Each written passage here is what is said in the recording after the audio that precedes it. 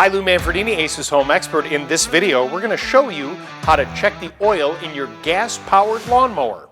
Okay, every lawnmower is different, but essentially they kind of look like this. You can see that this particular lawnmower looks like it's seen better days, but if you maintain them, while it may be dirty and a little bit run down, that engine, if you keep track of the oil level and what's going on with the other parts and pieces of it, it can last a long time.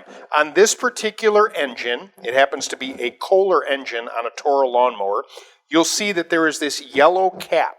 And this yellow cap is not only where you check the oil, but where you would fill the oil if you were changing it. So you just want to go ahead and loosen this little yellow cap. And as you pull it out, you'll see there's a little bit of a stem. And you see how about a quarter of that stem has oil on it, but then there's little hash marks that lead up to it. The oil on this unit is actually a little low. Now keep in mind that an engine like this holds about a quart of oil.